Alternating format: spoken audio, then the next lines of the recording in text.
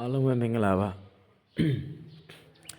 ကျွန်တော်ဒီရှေ့မှာတော့ဒီ gastrointestinal tract ပေါ့နော်အစာရည်နဲ့ဥလမ်းကြောင်းဆိုင်ရာဆေးဝါးတွေကိုရှင်းပြပေးပြီးပါပြီပေါ့နော်ဒါကြောင့်မလို့အစာရည်နဲ့ဥလမ်းကြောင်းမှာနော်ရှိတဲ့အစိတ်ပိုင်းပေါ့နော်ဒါတွေကို medical နဲ့ပတ်သက်တဲ့အခေါ်အဝေါ်လေးတွေကိုဆက်ပြီးတော့ရှင်းပြပေးပါမယ်ဒီမှာဆိုလို့ရှိရင်ကြည့်လိုက်ပေါ့နော်ဒီအစာလမ်းကြောင်းမှာရှိတဲ့အစိတ်ပိုင်းပေါ့နော်နံပါတ်1 anatomy ပေါ့နော်ဒီ mouth ကဒီပါတယ်ပါးစပ်ပေါ့နော် mouth ပါးစပ် pharynx ဆိုတာဒီလေချောင်းရဲ့ဒီအပေါ်ပိုင်းပေါ့နော် pharynx ဆိုလေချောင်းရဲ့အပေါ်ပိုင်း esophagus ဆိုတာအစာရည်မျိုးပြုံပေါ့နော်အစာရည်မျိုးပြုံလေချောင်းကနေဆင်းလာတဲ့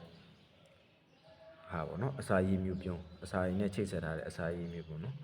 pharynx esophagus stomach ကတော့အစာရည်ပေါ့နော် stomach အစာရည် small intestine ဥသေးပေါ့နော်ဥသိမ်လို့လည်းခေါ်တယ်ပေါ့နော် small intestine ပြီးရင်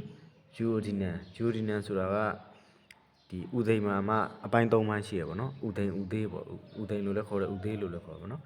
ပထမပိုင်းက duodenum ပြီးရင်အလယ်ပိုင်းဆိုရင် jejunum နောက်ဆုံးပိုင်းဆိုရင် ileum အဲ့လိုမျိုးခေါ်တယ်ပေါ့နော်အပိုင်း၃ပိုင်းရှိတယ်ပေါ့ small intestine မှာအပိုင်း၃ပိုင်း duodenum jejunum ileum ကျွန်တော်ပုံတော့ထည့်ပြီးတော့မပြောလိုက်တော့ဘူးပေါ့နော်ဒါအစာရရှင်းပြရပေါ့နော်မီးနည်းအထိပ္ပယ်လေးတွေသိစေချင်လို့ပေါ့နော် mouth pharynx esophagus stomach small intestine မှာ duodenum jejunum ileum ၃ပိုင်းရှိတယ်ပြီးရင် large intestine ဥကြီးပေါ့နော် small intestine ကဥသေးပေါ့နော် large intestine ကဥကြီး colon ဆိုတာဥမာကြီးပေါ့နော် colon ပြီးရင် rectum ဆိုတာကတော့ဒီဘယ်လိုပြောမလဲဥမာကြီးပေါ့နော်ဒီဥကြီးရဲ့နောက်ဆုံးအပိုင်းပေါ့စအိုမရောက်ခင်နော် anus ဆိုတဲ့စအိုမရောက်ခင်အပိုင်းပေါ့နော် rectum anus ဆိုတာကတော့စအိုပေါ့နော် one box လို့ပြောကြတယ်မစင်စွန့်နေတာပေါ့နော် anus ဒါ rectum ကစအိုမရောက်ခင်အပိုင်းပေါ့နော်အပြင်ဓမ္မဆိုရင် nausea ပေါ့ nausea ဆိုတာအញ្ញစိတ်ဖြစ်တာပြုတ်တော့ပြောတာပေါ့နော် nausea vomiting ဆိုတာအန်တာnausea ဆိုတာအញ្ញစိတ်ဖြစ်တာပြုတ်တာ vomiting အန်တာ diarrhea ဝမ်းသွားတာ diarrhea ဆိုတာဝမ်းသွားတာ constipation ကဝမ်းချုပ်တာ dyspepsia အစာမကြေတာဒါကအစာရည်နဲ့ဥလမ်းကြောင်းနဲ့ပတ်သက်တဲ့ဆေးတွေမှာဆိုရင်ဘယ်နေရာမှာသုံးလို့ရတယ်ဒါမျိုး indication တွေမှာဆိုဒီအထိပ္ပယ်တွေပါတယ်ပေါ့နော် vomiting constipation ဝမ်းချုပ်တာ dyspepsia အစာမကြေတာ flatulence လေထိုးလေအောင်ပေါ့နော်ဘိုက်လေထိုးလေအောင်ဖြစ်တာflatulence လေထိုးလေအောင်ဆိုရင်တချို့စီမီတီကုန်းတို့AH တို့ဘာလို့မှဆိုစီမီတီကုန်းပါတယ်ပေါ့လေစီမီတီကုန်း 80 mg အဲ့မှာဆိုလို့ရှိရင် anti flatulence ဆိုပြီးရေးထားတယ်ပေါ့နော်လေထိုးလေအောင်တွေသုံးတာဆိုပြီးအဲ့လိုမျိုး flatulence ဆိုတာဘိုက်လေထိုးတာလေအောင်တာ abdominal pain ဝမ်းဘိုက်နာတာ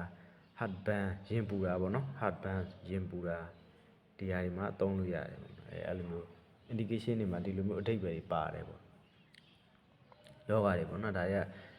gastritis ဆိုတာဒီ TIS နဲ့ဆုံးတဲ့ဟာကြတော့ရောင်ရမ်းခြင်းကိုဆိုလိုတာပေါ့နော်ကျွန်တော်ရှေ့သင်ခန်းစာတွေမှာလည်းပြောထားရပါတော့ TIS နဲ့ဆုံးတဲ့ဟာတွေကရောင်ရမ်းခြင်းကိုအထိပ္ပယ်သူက inflammation ကိုတက်ရောက်တယ်ပေါ့နော်အဲဒါကြောင့် gastritis ဆိုအစာရည်ရောင်တာ gastroenteritis ဆိုရင်အစာရည်နဲ့ဥရောင်တာအဲ့လိုမျိုး TIS နဲ့ဆုံးတဲ့ဟာတွေပေါ့နော်ပတ်တိအစာ PU လို့လည်းအတူကောက်ရေးရနော်ပတ်တိအစာအစာရည်နာတာ GERD gastroesophageal reflux disease ပေါ့နော်အစာပြန်တက်တဲ့ယောဂပေါ့နော်အစာပြန်တက်တဲ့ဆိုတော့မှအပေါ်လေချင်းတွေပြန်တက်တာပေါ့အဲ့လိုမျိုးနော်အစာပြိုတဲ့လေချင်းတွေပြန်တက်တဲ့